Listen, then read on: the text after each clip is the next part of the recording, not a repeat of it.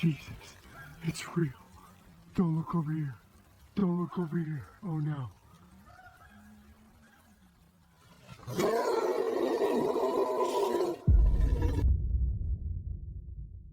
A manhã de novembro chegou cinzenta e fria à península superior de Michigan.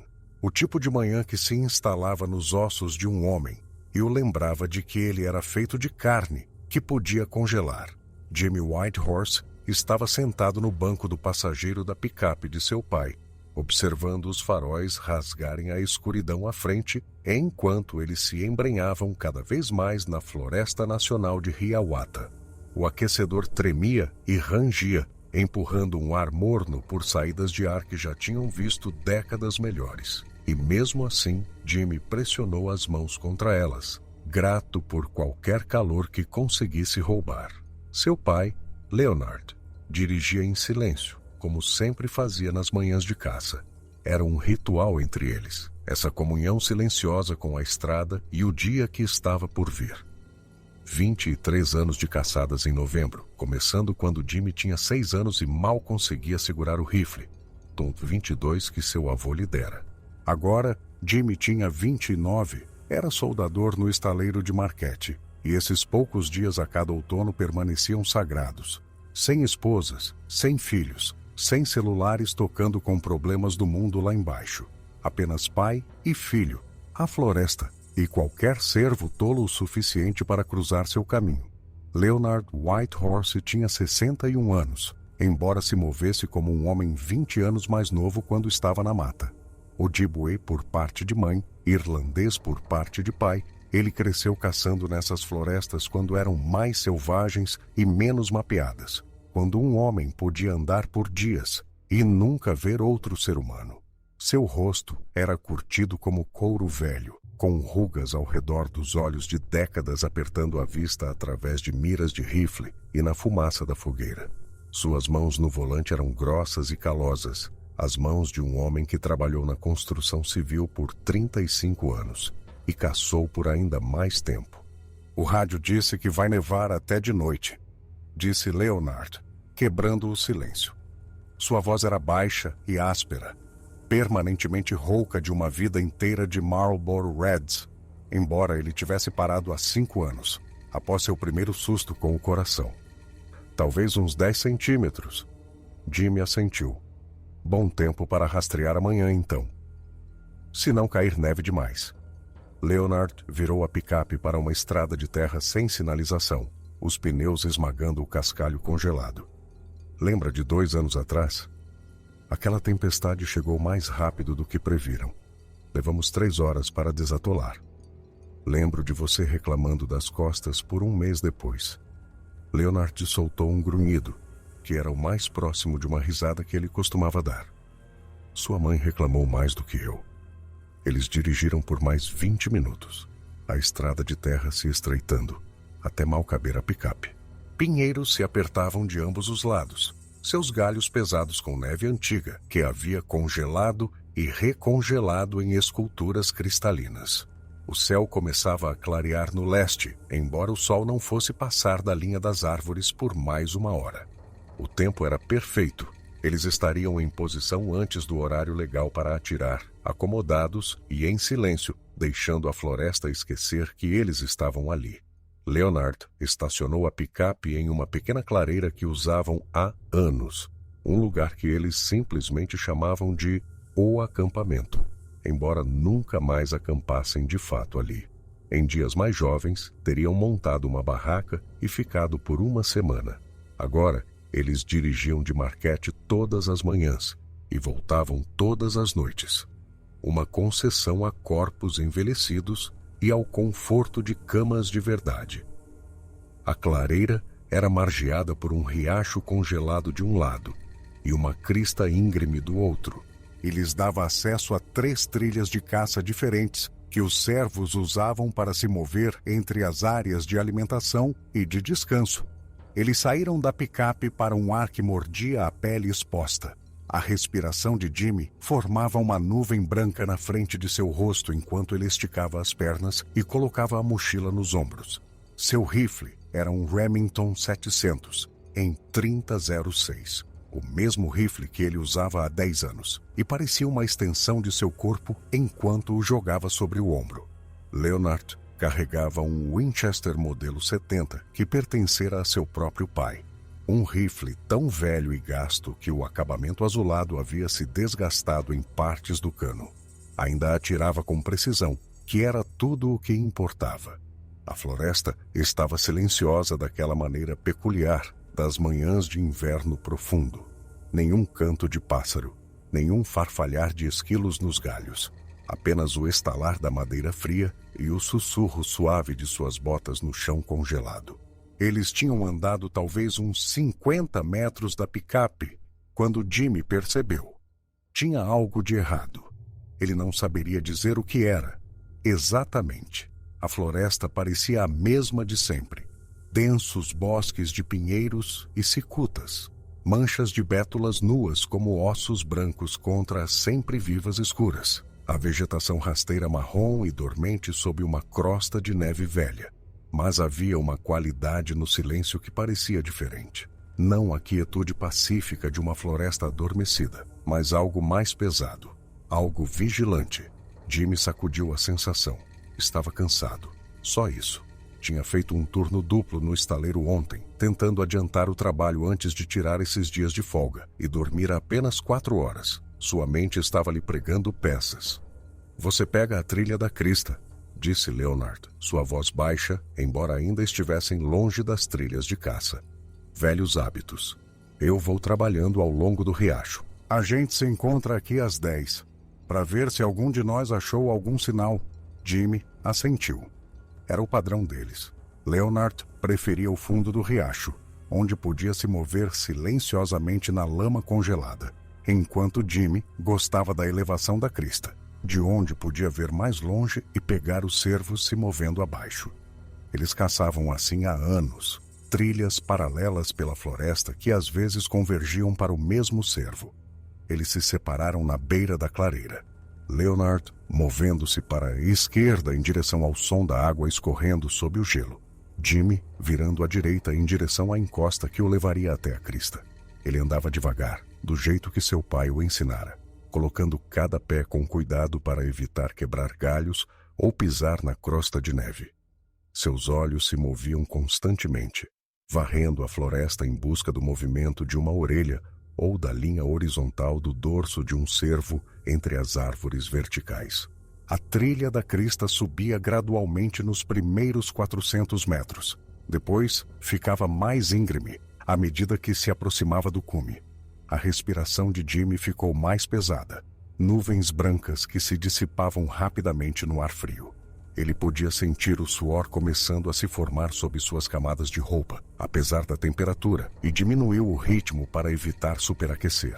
Um caçador suado era um caçador com frio, e um caçador com frio cometia erros. Ele estava talvez na metade da subida da crista quando encontrou a primeira pegada. Estava impressa em uma mancha de neve que se acumulara contra um tronco caído, e a princípio, a mente de Jimmy simplesmente se recusou a processar o que estava vendo. Ele parou, olhando para a marca, esperando que seu cérebro reorganizasse a evidência em algo que fizesse sentido. A marca era uma pegada, isso estava claro, mas era enorme. Facilmente 18 polegadas de comprimento, talvez mais. A forma era aproximadamente humana, com uma área distinta de calcanhar, arco e dedos. Mas as proporções estavam todas erradas. Os dedos estavam bem abertos, muito mais largos que qualquer pé humano, e a profundidade da impressão sugeria um peso que Jimmy não conseguia calcular facilmente. Algo muito pesado havia pisado ali. Algo que andava sobre 2 pernas. Jimmy se ajoelhou ao lado da pegada, seu rifle deslizando do ombro para suas mãos, sem um pensamento consciente. Ele olhou ao redor, de repente ciente de como estava exposto naquela encosta, de quão longe estava da picape, de seu pai e de qualquer tipo de ajuda. A floresta permaneceu silenciosa, aquele silêncio pesado e vigilante que ele notara antes, e as árvores pareciam se apertar mais do que um momento atrás. É um urso, ele disse a si mesmo. Ursos às vezes deixavam pegadas que podiam parecer quase humanas, especialmente na neve que havia derretido parcialmente e recongelado. Era apenas uma pegada de urso distorcida pelas condições climáticas. Nada com que se preocupar. Ursos negros eram comuns na Península Superior e, embora geralmente fossem tímidos com humanos, um encontro casual não era impossível. Mas mesmo enquanto formulava essas racionalizações, Jimmy sabia que estavam erradas. Ele já tinha visto pegadas de urso antes, centenas delas ao longo de 23 anos caçando nessas matas. Ursos deixavam marcas de garras distintas à frente de seus dedos, e seus pés traseiros tinham uma forma totalmente diferente. Essa pegada não tinha marcas de garras, e a forma era errada para um urso. Estreita demais, humana demais. Jimmy pegou o celular para tirar uma foto. Um reflexo nascido da era moderna, onde tudo precisava ser documentado e compartilhado. A tela não mostrava sinal, o que não era incomum tão fundo na floresta, mas o indicador de bateria chamou sua atenção. 12%. Ele o tinha carregado completamente na noite anterior, não tinha? Tinha quase certeza que sim. No entanto, ali estava ele, quase sem bateria, e ele não o usara nenhuma vez desde que saíra de casa. Ele tirou a foto mesmo assim, embora a luz fraca da manhã e o processador em dificuldades do telefone produzissem uma imagem que era mais sombra do que detalhe. A pegada mal era visível na foto, uma depressão vaga que poderia ser qualquer coisa. Ele guardou o celular e se levantou, olhando para cima da encosta em direção ao cume da crista, ainda a uns 100 metros acima dele. Todo instinto lhe dizia para voltar, encontrar seu pai, contar a ele o que havia encontrado, entrar na picape e ir embora daquele lugar para nunca mais voltar. Mas outra parte dele, a parte que passara 23 anos nessas matas e nunca vira nada que não pudesse ser explicado, descartou o medo como ridículo. Era uma pegada na neve, provavelmente uma farsa. Algum adolescente entediado com um par de pés de madeira, tentando criar uma lenda local. As pessoas faziam esse tipo de coisa. Jimmy tinha lido sobre isso na internet. Ele continuou subindo a crista, embora seu aperto no rifle tivesse se tornado mais firme e seus olhos se movessem mais rapidamente por entre as árvores. O silêncio parecia se aprofundar a cada passo, como se a própria floresta estivesse prendendo a respiração. Jimmy percebeu que não conseguia mais ouvir o riacho. Não conseguia ouvir nada além de seus próprios passos e a batida de seu pulso em seus ouvidos. Perto do topo da crista, ele encontrou mais pegadas. Não uma ou duas, mas um rastro delas, zigue-zagueando entre as árvores em um padrão que sugeria um propósito. O que quer que as tivesse feito estava se movendo mais ou menos paralelo ao cume da crista, em direção ao norte, para as áreas mais selvagens, onde até os caçadores mais experientes raramente se aventuravam. Jimmy seguiu as pegadas com os olhos, notando como elas desapareciam em um denso bosque de cicutas, a talvez 40 metros de distância. Algo se moveu naquela escuridão. Jimmy congelou, seu dedo encontrando o guarda-mato de seu rifle por puro instinto. Ele não conseguia ver claramente dentro das cicutas. Os galhos pendiam muito baixos. As sombras eram muito densas. Mas algo definitivamente estava lá. Ele podia ver galhos balançando levemente, embora não houvesse vento. Podia ouvir, agora que estava prestando atenção, um som fraco que poderia ser respiração. Olá? A palavra saiu de sua boca antes que ele pudesse impedi-la, absurdamente educada dadas as circunstâncias. Como se o que quer que estivesse à espreita naquelas árvores pudesse responder com um aceno amigável e uma explicação razoável. O movimento parou. A respiração, se é que era isso, silenciou. Jimmy teve a súbita e avassaladora sensação de estar sendo observado por algo que estava decidindo se ele era uma ameaça ou uma presa. Ele recuou lentamente, mantendo os olhos no bosque de cicutas, seu rifle meio levantado em uma posição que não era bem defensiva, mas também não era bem casual. Seus pés encontravam cada passo pelo tato, sua atenção inteiramente focada naqueles galhos escuros e no que quer que se escondesse atrás deles. 20 metros. 30. As cicutas recuaram e nada emergiu delas. O coração de Jimmy batia tão forte que ele podia senti-lo na garganta, e suas mãos começaram a tremer apesar do frio. Ele se virou e andou rapidamente. Não correndo, disse a si mesmo, apenas andando com um propósito: de volta pela crista em direção à clareira, a seu pai e à picape. A descida levou metade do tempo da subida, e Jimmy não se importava mais com o barulho. Ele atravessou o mato, quebrou galhos e enviou pequenas cascatas de neve deslizando de galhos perturbados, e não diminuiu a velocidade até sair da linha das árvores para a clareira, onde a picape estava silenciosa e coberta de geada na crescente luz da manhã. Leonard não estava lá. Claro que não estava. Ainda não eram 10 horas. Seu pai ainda estava perto do riacho, seguindo a trilha de caça, fazendo exatamente o que eles haviam planejado. Jimmy olhou o relógio. 7h43. Ele estivera na crista por pouco mais de 1 hora, embora parecesse que dias haviam se passado.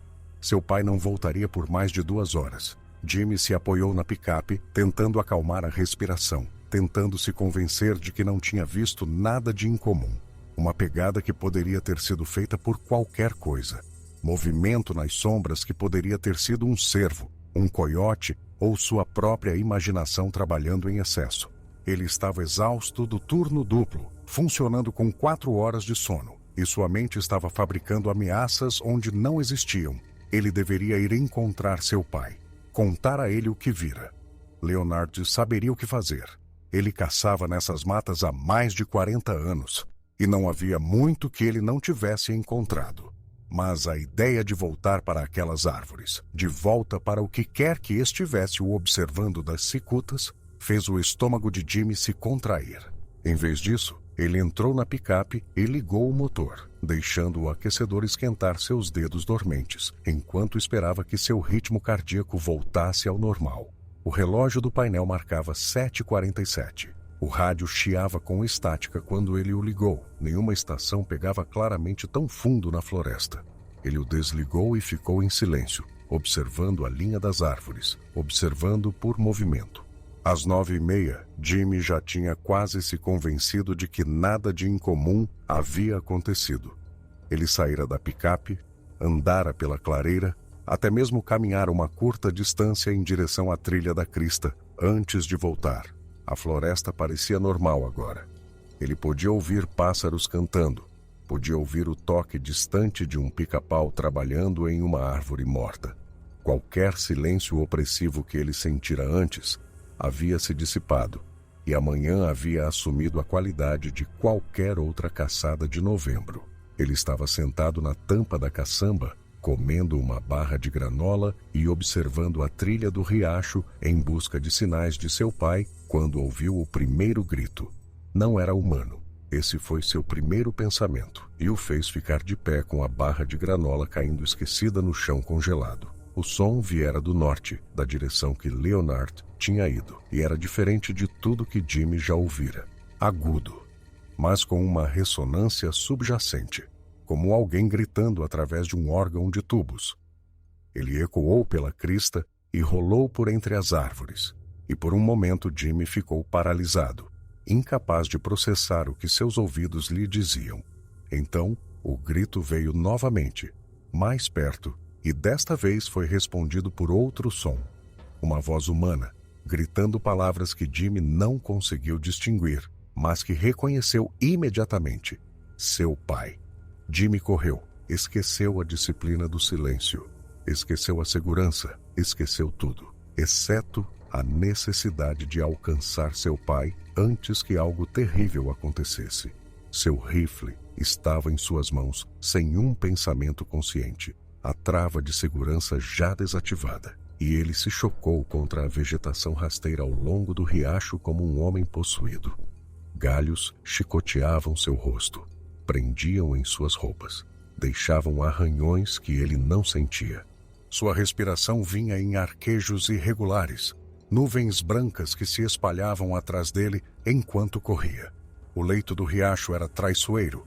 Lama congelada dava lugar a poças de água aberta. Troncos caídos criavam obstáculos que precisavam ser saltados ou escalados. E as margens eram íngremes o suficiente para fazê-lo escorregar se não tomasse cuidado. Jimmy não tomou cuidado. Ele correu com um abandono desesperado, seguindo os sons da voz de seu pai à medida que ficavam mais altos e mais em pânico. Ele encontrou Leonard em uma pequena clareira, a talvez 400 metros de onde haviam se separado. Seu pai estava no chão, tentando se arrastar em direção a uma árvore caída que poderia oferecer alguma proteção. Seu rifle havia sumido. Jimmy podia vê-lo a 6 metros de distância, meio submerso no riacho, onde fora jogado ou deixado cair. O casaco de Leonard estava rasgado.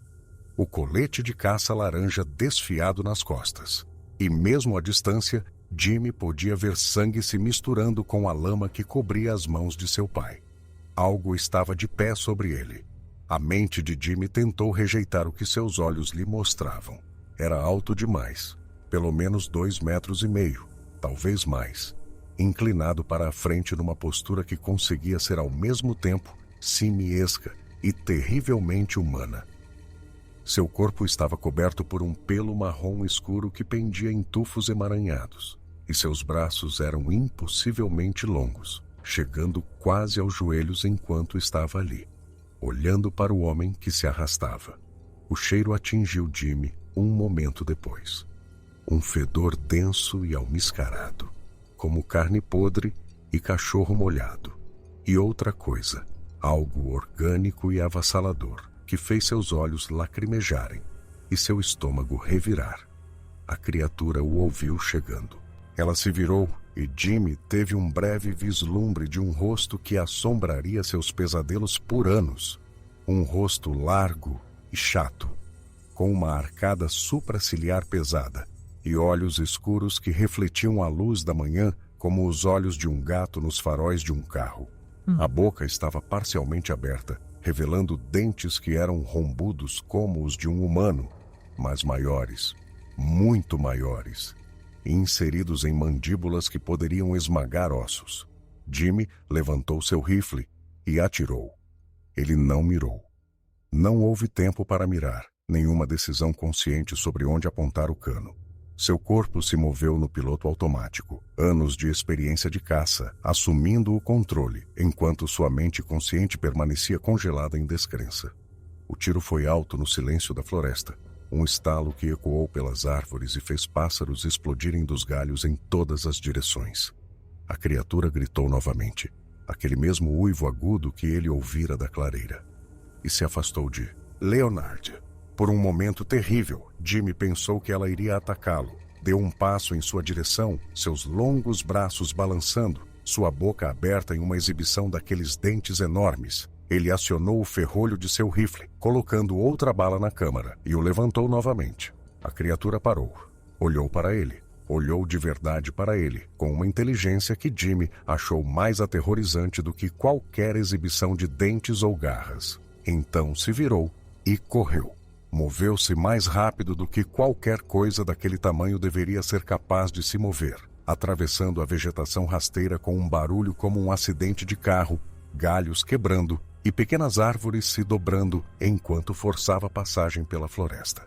Em segundos, desapareceu entre as árvores, e em 1 minuto, até o som de sua passagem havia se desvanecido no silêncio. Jimmy ficou parado, congelado, pelo que pareceram horas, mas provavelmente foram apenas segundos. Suas mãos tremiam tanto que o cano do rifle vacilava em círculos, e sua respiração vinha em arquejos que não pareciam fornecer oxigênio suficiente. O cheiro persistia na clareira, denso e enjoativo, e em algum lugar à distância ele podia ouvir corvos grasnando, a natureza começando a se reafirmar após a violência. Pai. A palavra saiu como um coachar. Jimmy pigarreou e tentou novamente. Pai. Leonard ainda tentava se arrastar em direção à árvore caída, seus movimentos lentos e descoordenados. Jimmy correu até ele, caindo de joelhos na lama congelada, e o ajudou a virar de costas. O rosto de seu pai estava branco, o choque drenando toda a cor de sua pele curtida, e seus olhos tinham uma qualidade vítrea e desfocada que Jimmy nunca vira antes. "Está tudo bem", disse Jimmy, as palavras automáticas e sem sentido. "Já foi. Eu o assustei. Você vai ficar bem." Ele passou as mãos pelo corpo do pai, procurando por ferimentos, e o que encontrou fez seu estômago revirar. O casaco de Leonard estava desfiado nas costas e nos ombros, e sob o tecido rasgado, arranhões profundos corriam em linhas paralelas. 4 linhas juntas, como se alguém tivesse arrastado os dedos por argila macia. As feridas sangravam, mas não muito, e Jimmy não conseguia ver osso ou órgão, o que ele considerou um bom sinal. Mas foram os hematomas que realmente o assustaram. Nos ombros de Leonard, visíveis através da roupa rasgada, havia marcas que pareciam impressões de mãos. Impressões de mãos enormes, o dobro do tamanho de uma mão humana, com as formas dos dedos claramente definidas na carne que escurecia. O que quer que tivesse agarrado seu pai, o agarrara com força suficiente para deixar hematomas profundos. Hematomas que falavam de uma pressão que poderia ter esmagado ossos se aplicada com um pouco mais de força. "Você consegue andar?" perguntou Jimmy, tentando manter a voz calma. "Precisamos te levar para a picape. Você consegue ficar de pé se eu te ajudar?" Os olhos de Leonard focaram lentamente, encontrando o rosto de Jimmy. Sua boca se moveu, mas nenhuma palavra saiu. Então, com o que pareceu um esforço enorme, ele assentiu. Levar Leonard para ficar de pé levou vários minutos. Seu pai estava desorientado, lutando para coordenar seus membros, e seu peso continuava a se deslocar de maneiras que quase os fizeram cair no chão. Mas, finalmente, eles ficaram juntos na clareira, Leonard apoiado pesadamente no ombro de Jimmy, e começaram a longa caminhada de volta para a picape. Eles não seguiram o riacho. Jimmy não suportava a ideia de andar por aquelas árvores. Não conseguia se livrar do medo de que a criatura ainda estivesse lá fora, observando-os, esperando por outra oportunidade. Em vez disso, eles subiram à margem e seguiram por terra, movendo-se por uma floresta mais aberta, onde Jimmy podia ver mais longe e reagir mais rápido se algo os atacasse. Era um caminho mais difícil, mais obstáculos, mais subidas, mas parecia mais seguro, e segurança era a única coisa que importava agora. Leonard não falou durante a caminhada. Ele se movia mecanicamente colocando um pé na frente do outro, e seus olhos permaneciam fixos na distância média, como se estivesse observando algo que Jimmy não podia ver. 2 vezes, ele tropeçou e quase caiu, e Jimmy teve que segurá-lo e mantê-lo em pé até que ele recuperasse o equilíbrio. Os arranhões em suas costas ainda sangravam lentamente, deixando manchas escuras na neve atrás deles. Levou quase 1 hora para chegar à clareira. Uma caminhada que deveria ter levado 20 minutos. A picape estava onde a haviam deixado. A geada derretendo no para-brisa enquanto o sol da manhã subia mais alto. E Jimmy nunca ficara tão feliz em ver algo em sua vida. Ele ajudou Leonard a entrar no banco do passageiro, reclinou-o o máximo que pôde e o cobriu com o cobertor de lã que guardavam na parte de trás para emergências. "Fique acordado", disse Jimmy. "Fale comigo se puder. Vou nos tirar daqui." Os lábios de Leonard se moveram novamente. Desta vez, uma palavra saiu, mal audível acima do som do motor ligando. "O que foi isso?" "Grande."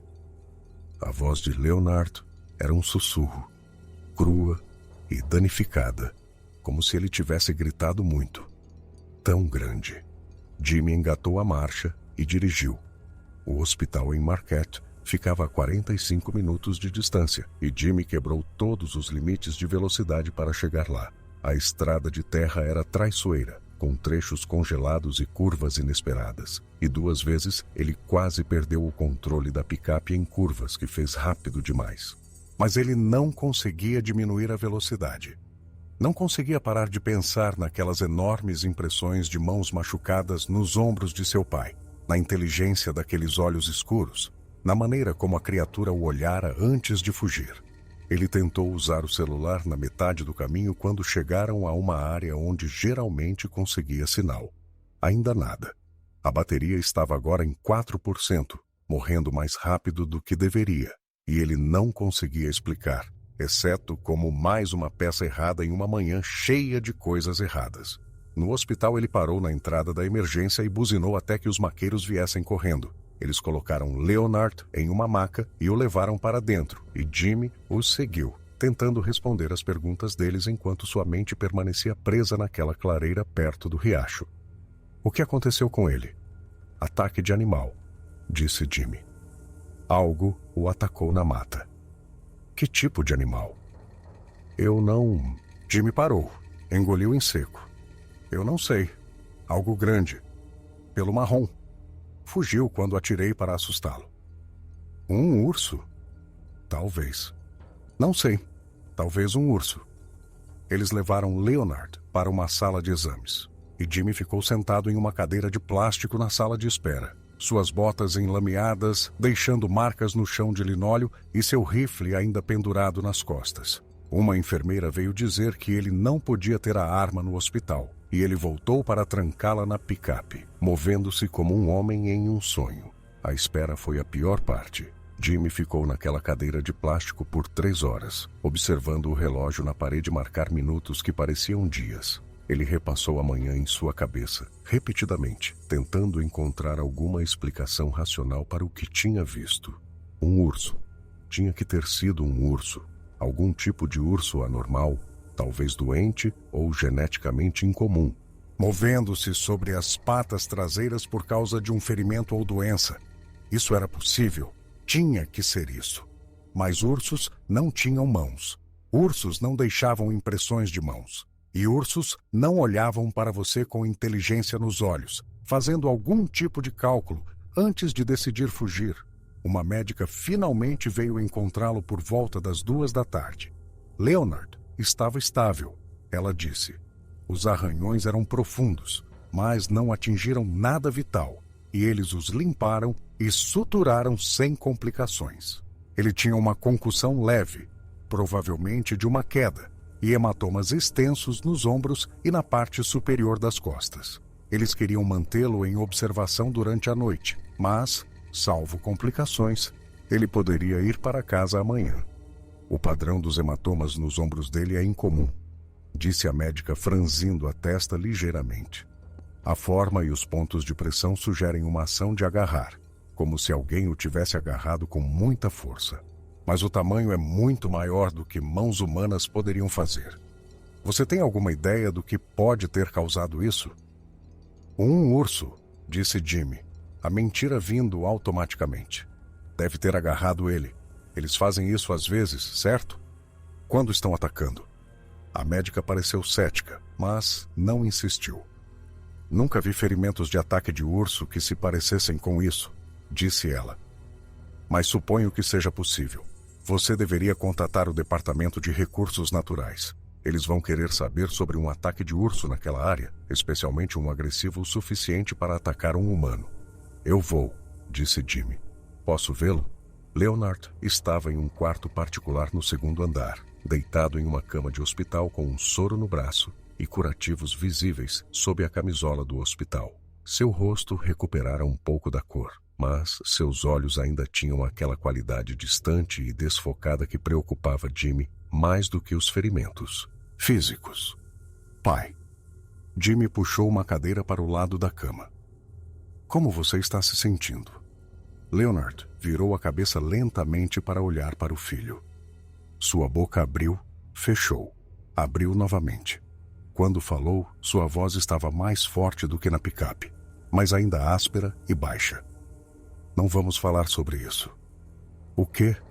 O que quer que você pense que viu? O que quer que eu... Leonard parou, engoliu em seco. Não vamos falar sobre isso. Nem agora, nem nunca. Entendeu? Pai, temos que relatar isso. Tem alguma coisa lá fora. Se tem algo perigoso naquelas matas, não vamos falar sobre isso. A mão de Leonard encontrou a de Jimmy e a apertou com uma força surpreendente. É sério, filho. Eu não sei o que era aquilo. Não quero saber o que era. E não vou passar o resto da minha vida tentando convencer as pessoas de que não estou louco. Você diz a eles que foi um urso. E ponto final. Um urso. Jimmy queria discutir. Queria pressionar por respostas. Queria entender o que seu pai havia passado naqueles momentos antes de ele chegar. Mas o olhar nos olhos de Leonard o deteve. Uma combinação de medo, negação e algo mais. Algo que parecia quase vergonha. O que quer que tivesse acontecido naquela clareira, Leonard decidira enterrá-lo e nenhuma insistência mudaria isso. Ok, disse Jimmy finalmente. Um urso. Vou dizer a eles que foi um urso. Eles deram alta a Leonard na manhã seguinte com receitas de antibióticos e analgésicos e instruções para observar sinais de infecção. Jimmy os levou para casa em Marquette, onde sua mãe esperava com o tipo de pânico mal contido que só piorava as coisas. Ela fez perguntas que Leonard se recusou a responder, e finalmente Jimmy a puxou de lado e lhe contou a história do urso, observando-a aceitá-la com alívio visível, porque a alternativa era assustadora demais para contemplar.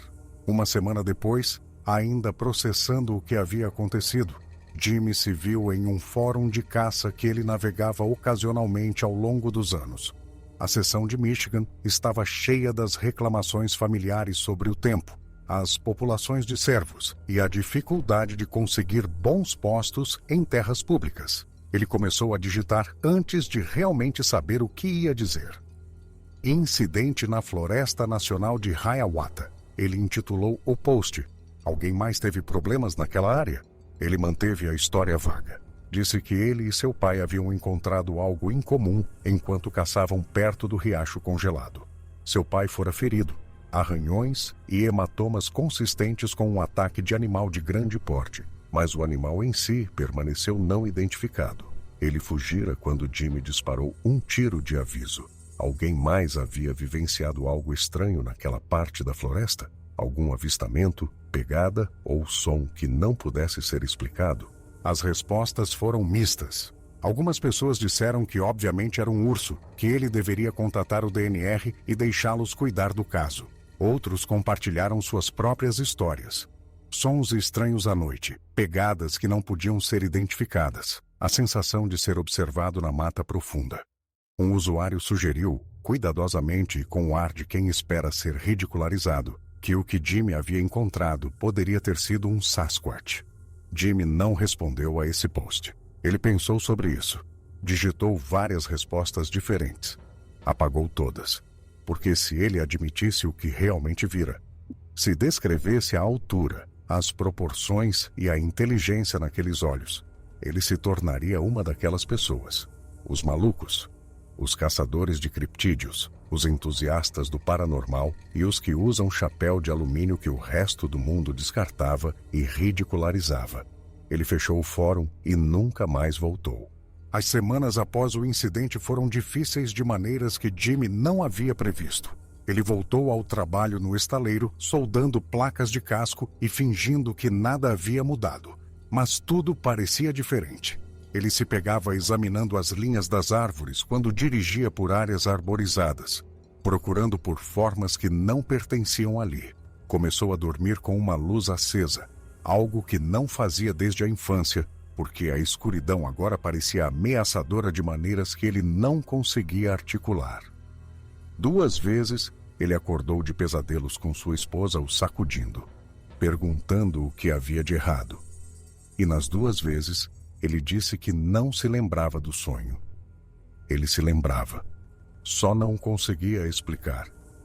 As feridas físicas de Leonard cicatrizaram em 1 mês. Os arranhões se tornaram linhas brancas que nunca desapareceriam completamente, e os hematomas amarelaram e depois sumiram, não deixando nenhuma evidência visível do que os causara.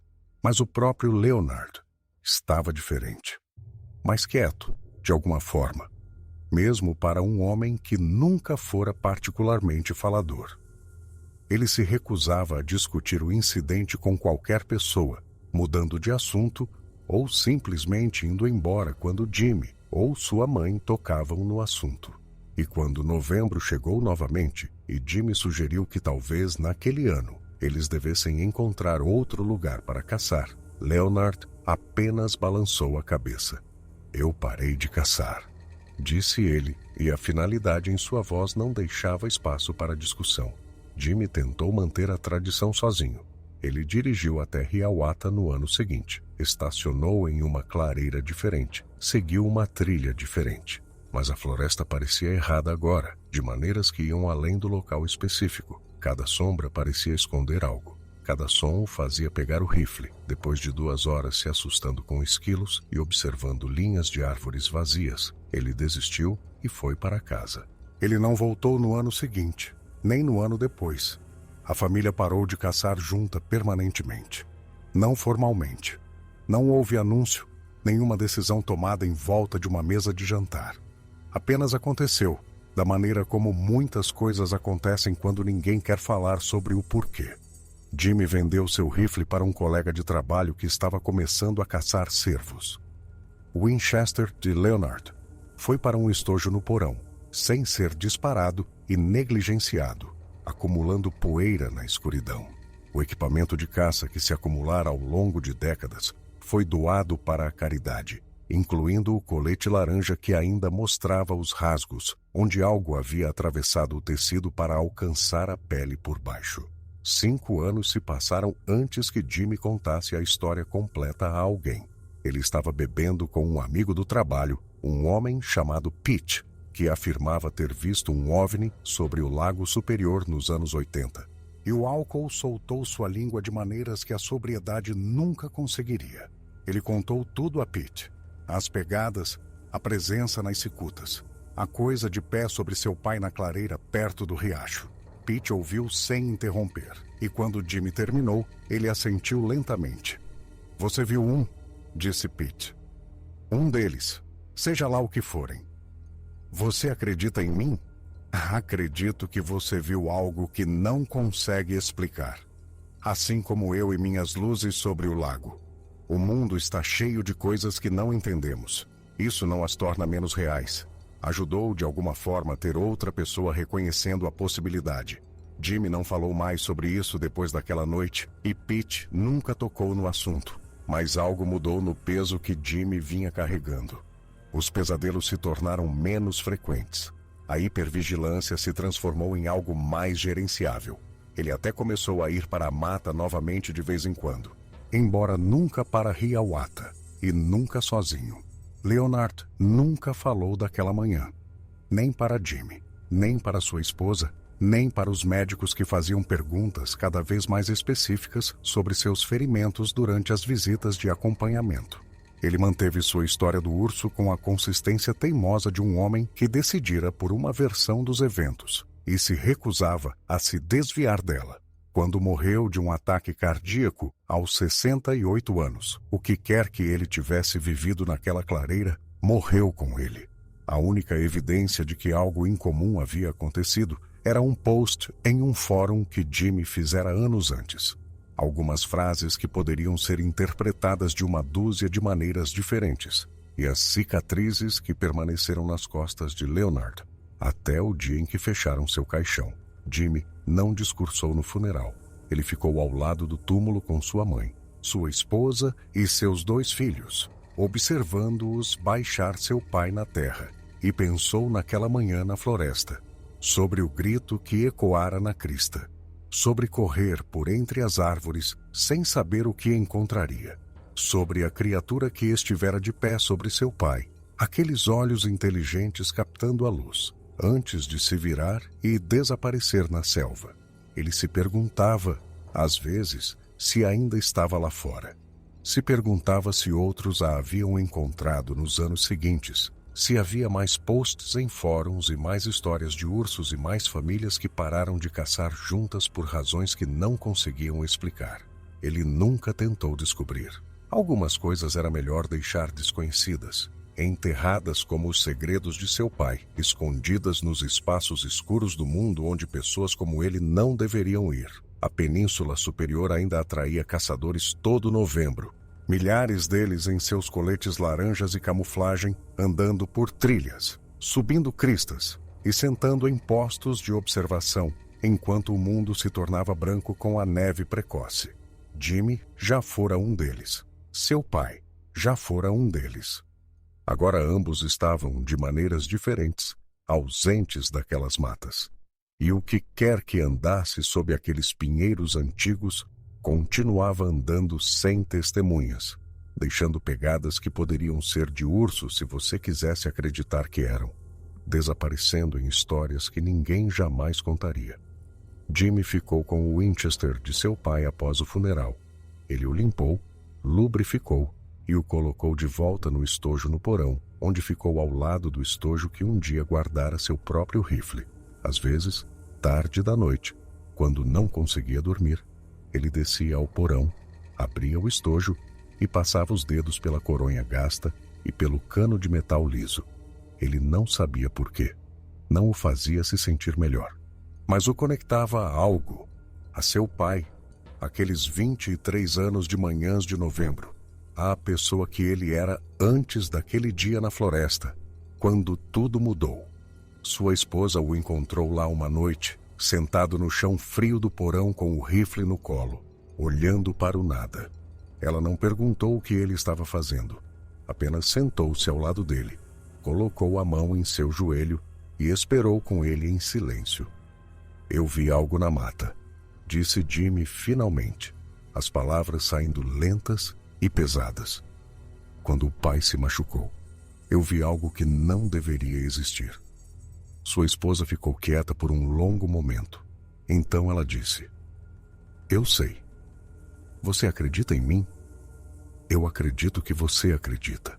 E acredito que algo aconteceu que machucou seu pai e mudou você. Não preciso entender. Só preciso estar aqui com você enquanto você descobre como viver com isso.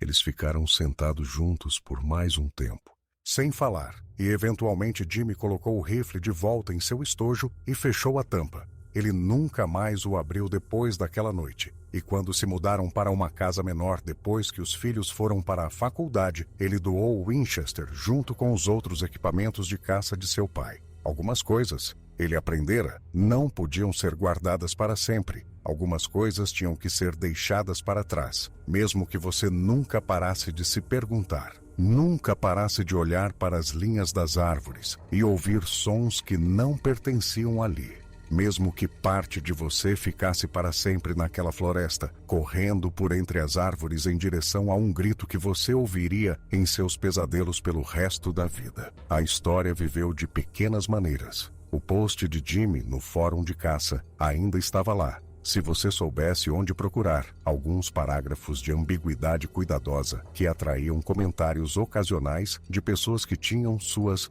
próprias histórias para contar. Sua mãe ocasionalmente mencionava o acidente de caça para amigos e vizinhos, sempre o chamando de ataque de urso, sempre passando por cima dos detalhes. E em algum lugar nos registros do hospital de Marquette, havia um arquivo sobre um homem de 61 anos com arranhões e hematomas que não correspondiam exatamente a nenhum padrão animal conhecido, que recebeu alta com um diagnóstico de trauma relacionado à vida selvagem e sem necessidade de acompanhamento. Mas a coisa em si, a verdade do que acontecera naquela manhã de novembro, permaneceu enterrada. Jimmy a carregava consigo como uma pedra no bolso, um peso ao qual se acostumara, um segredo que levaria para seu próprio túmulo, da mesma forma que seu pai levara para o dele. E nas florestas da Península Superior, nos lugares profundos onde os humanos raramente iam, algo continuava a se mover por entre as árvores, deixando pegadas que derretiam com a neve, observando, esperando e andando. A terapeuta de Jimmy havia sugerido que ele escrevesse um diário. Fazia 2 anos da morte de seu pai, e ele finalmente admitira para sua esposa que os pesadelos não estavam melhorando sozinhos. A terapeuta era uma mulher prática de 50 e poucos anos que não parecia julgá-lo por sua incapacidade de articular o que estava errado, e ela lhe dera uma tarefa de casa: escrever sobre os sonhos quando acordasse deles, escrever sobre os sentimentos, tirá-los de sua cabeça e colocá-los no papel, onde poderiam ser examinados, processados e, eventualmente, talvez, liberados. Ele não contou a ela sobre o Bigfoot. Contou sobre o trauma de encontrar seu pai ferido, sobre a culpa que sentia por não estar lá quando o ataque aconteceu, sobre a ansiedade generalizada que o assombrava desde aquele dia. Ela assentiu, tomou notas e prescreveu medicamentos que ajudaram a aliviar a tensão sem resolver o problema subjacente. O diário se tornou outra coisa. Não o exercício terapêutico que ele fora instruído a completar, mas um repositório para tudo o que ele não conseguia dizer em voz alta. Ele escreveu sobre as pegadas que encontrara na crista, sobre o movimento nas cicutas e a sensação de ser observado, sobre a criatura de pé sobre seu pai, a inteligência em seus olhos, a maneira como o olhara, calculara e decidira fugir em vez de lutar. Ele escreveu sobre o cheiro, aquele cheiro terrível e avassalador que fizera seus olhos lacrimejarem e seu estômago revirar, e sobre o som de seu grito ecoando pelas paredes da floresta. Ele encheu um caderno, depois outro. As palavras saíam mais facilmente com a prática, embora nunca saíssem fáceis. Cada entrada era uma pequena escavação, desenterrando memórias que ele tentara enterrar, examinando-as sob a luz de sua luminária de mesa, enquanto sua esposa dormia no quarto ao lado. Ele encontrou detalhes que havia esquecido, a maneira como o pelo da criatura se movia ao vento, o comprimento de sua passada enquanto fugia para as árvores, a tonalidade exata de marrom que cobria seu corpo maciço. Ele escreveu tudo, construindo um retrato de algo que não poderia existir, algo que sua mente racional ainda se recusava a aceitar totalmente, mesmo enquanto sua memória insistia em sua realidade. Os diários estavam escondidos em uma caixa em sua oficina, sob ferramentas velhas e peças sobressalentes, onde ninguém pensaria em procurar. Ele não tinha vergonha deles exatamente, mas também não estava pronto para compartilhá-los. Eram só dele, seu registro de algo que o mudara de maneiras que ele ainda estava tentando entender. Uma noite, talvez 5 anos depois de começar a escrever, Jimmy pegou a pilha de diários e os leu desde o início. Foi a primeira vez que releu qualquer uma de suas entradas, e a experiência foi estranha. Como ouvir uma gravação de sua própria voz, familiar, mas de alguma forma não exatamente sua.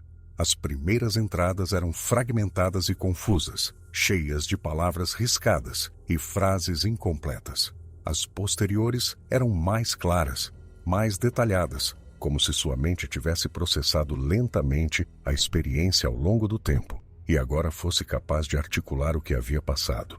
O que mais o impressionou foi como tudo parecia normal. Ele esperava histeria, loucura, os delírios de um homem que perdera o contato com a realidade.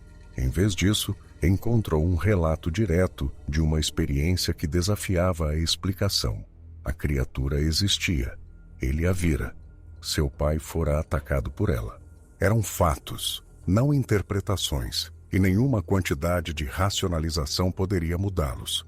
Ele colocou os diários de volta na caixa e nunca mais os leu. Mas continuou escrevendo, adicionando novas entradas sempre que os pesadelos vinham, ou sempre que algo desencadeava uma memória. O cheiro de pelo molhado em um cachorro na chuva. A visão de uma grande marca de mão em uma janela empoeirada. O som de galhos quebrando na mata atrás de sua casa. Cada gatilho era documentado, examinado, arquivado. Era a única maneira que ele conhecia de processar o que havia acontecido, e teria que ser suficiente. Os anos continuaram a passar.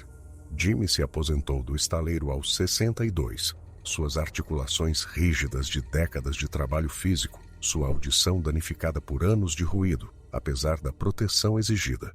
Sua esposa se aposentou no mesmo ano, e eles se estabeleceram em uma rotina de manhãs tranquilas e tardes lentas.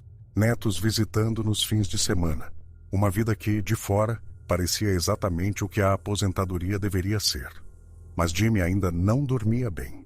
Ele ainda examinava as linhas das árvores quando dirigia por áreas arborizadas. E todo novembro, quando a temporada de caça abria e as notícias traziam histórias de cervos abatidos e acidentes evitados e a eterna luta entre o homem e a natureza, ele pensava em seu pai, na floresta e na coisa que estivera de pé sobre o corpo de Leonard naquela clareira perto do riacho congelado.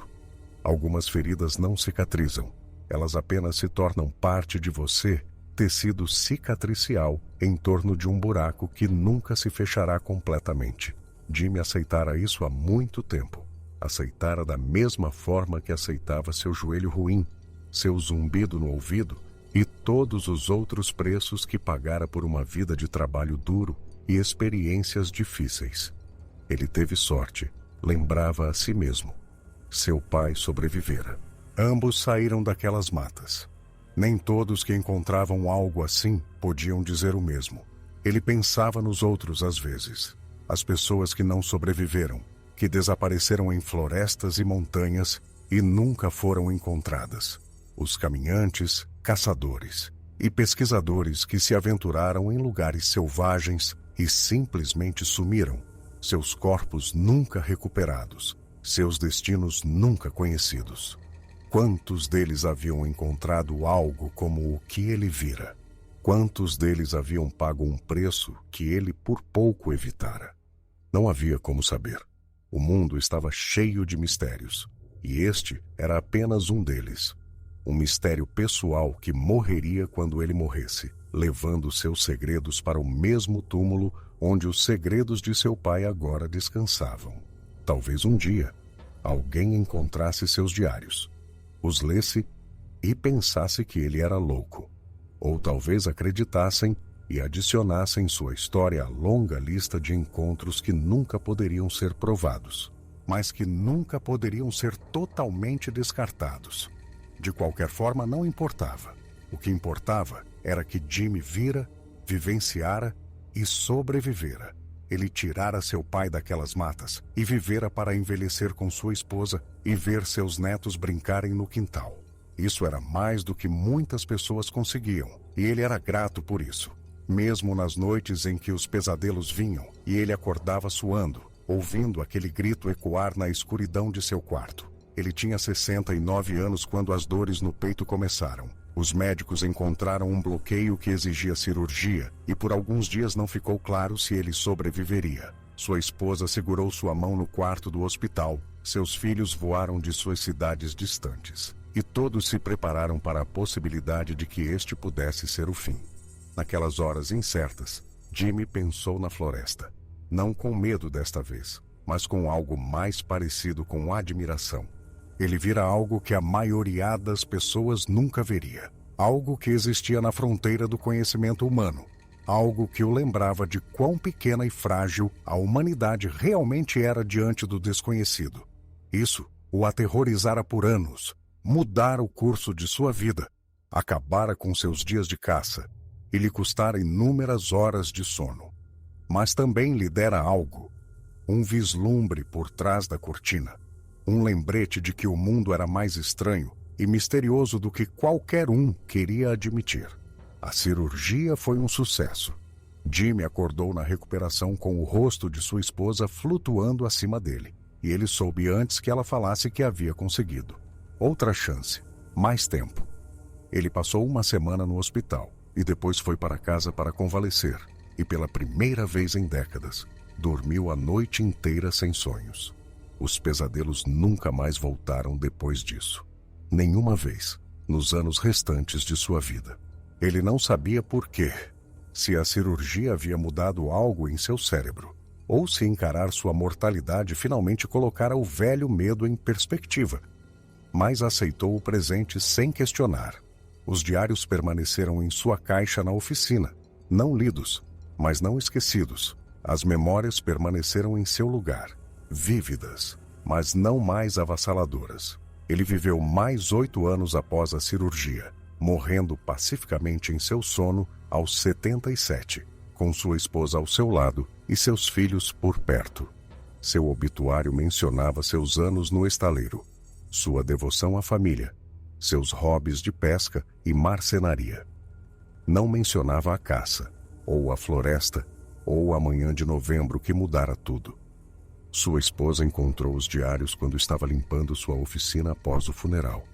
Ela sentou-se em um banquinho no espaço empoeirado onde ele passara tantas horas, lendo entrada após entrada, aprendendo pela primeira vez a história completa do que acontecera com seu marido e seu pai naquelas matas tantos anos atrás.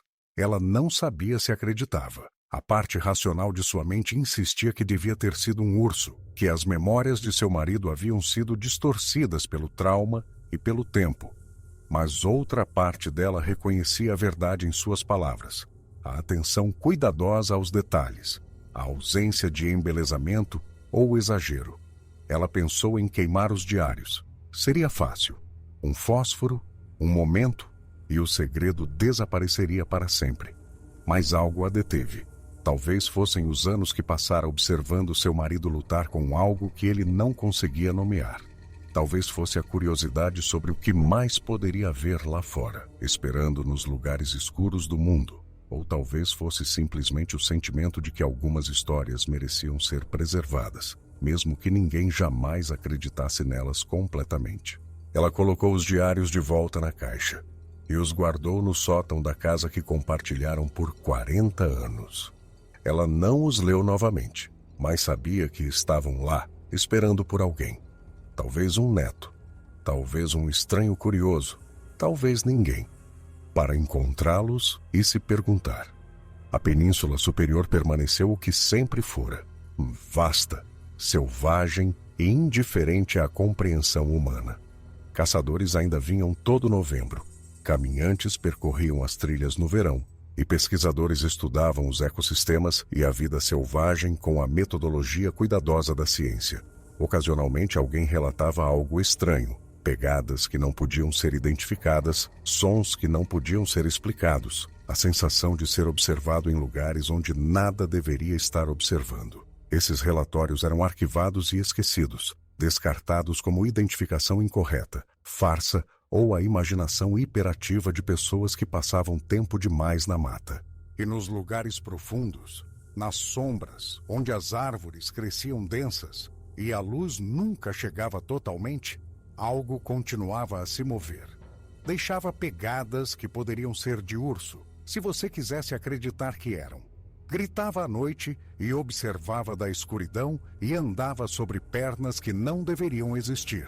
Estivera lá antes dos Ojibwe chegarem, antes dos europeus chegarem, antes que a terra tivesse qualquer nome, e estaria lá muito depois que o último humano se fosse, andando pelas florestas antigas. Incognoscível e imutável, Jimmy Whitehorse foi enterrado ao lado de seu pai no cemitério com vista para o Lago Superior. As lápides eram simples, sem adornos de histórias ou explicações. Apenas nomes e datas, e o silêncio dos mortos, guardando seus segredos para sempre. Mas em algum lugar, em um sótão em Marquette, em uma caixa sob fotografias antigas e lembranças esquecidas, uma pilha de diários esperava na escuridão, guardando a verdade na qual ninguém jamais acreditaria completamente. Algumas coisas, ao que parece, não podiam ser enterradas. Só podiam ser escondidas, esperando pelo dia em que alguém as desenterrasse e as visse pelo que eram, esperando pelo dia em que a verdade finalmente viesse à luz, ou quando a luz finalmente se apagasse e a verdade se perdesse para sempre. Apenas mais um mistério em um mundo cheio de mistérios. Apenas mais uma história que terminava sem um final. Apenas mais uma voz clamando no deserto onde ninguém podia ouvir. O riacho congelado ainda corria pela floresta onde tudo acontecera. A clareira onde Jimmy encontrara seu pai provavelmente estava coberta de vegetação agora, tomada pelo avanço implacável da natureza ao longo do tempo. A crista onde ele encontrara as pegadas era apenas mais uma crista em uma paisagem de cristas intermináveis, sem nada de notável para quem não soubesse o que acontecera ali. E a floresta continuava sendo a floresta, vasta, paciente e cheia de segredos, guardando seus próprios conselhos à maneira antiga de todas as coisas selvagens. Jimmy teria ficado satisfeito com isso provavelmente. Ele nunca quis que acreditassem nele. Nunca buscou fama, reconhecimento ou vindicação pelo que vira. Ele só queria sobreviver, dar sentido àquilo, encontrar uma maneira de viver com o conhecimento de que o mundo era mais estranho do que qualquer um queria admitir. E nisso, pelo menos, ele tivera sucesso. Ele vivera uma vida plena, amou e foi amado, e foi para o túmulo com seus segredos intactos. A criatura, fosse o que fosse, lhe dera isso. Deixara-o ir naquela manhã na floresta. Virara-se e fugira em vez de lutar. Escolhera a retirada em vez do confronto. Deixara Jimmy e seu pai vivos para contar uma história na qual ninguém jamais acreditaria completamente. Talvez isso tenha sido intencional. Talvez houvesse inteligência por trás daqueles olhos escuros que entendia o valor de testemunhas em quem não se acreditaria, de histórias que seriam descartadas como farsas, delírios ou os desvarios de mentes traumatizadas. Ou talvez fosse apenas um animal, agindo por instinto, fugindo de algo que percebeu como uma ameaça. Talvez a inteligência que Jimmy vira fosse uma projeção, sua mente preenchendo detalhes que não estavam lá, criando significado onde havia apenas ação, reação e os processos cegos de sobrevivência. Ele nunca saberia. Essa era a parte mais difícil, na verdade. O não saber. A incerteza que o seguiria até seu túmulo e além, para o que quer que viesse depois da morte, se é que algo vinha. Ele vira algo. Tinha certeza disso. Mas o que era? De onde veio? Por que poupar a ele e a seu pai? Essas perguntas permaneceriam sem resposta. Parte do grande mistério que cerca toda a experiência humana. O sol se pôs sobre o lago superior, pintando o céu em tons de laranja, roxo e dourado. Em algum lugar à distância, um mergulhão chamou sobre a água, seu grito ecoando na quietude da noite.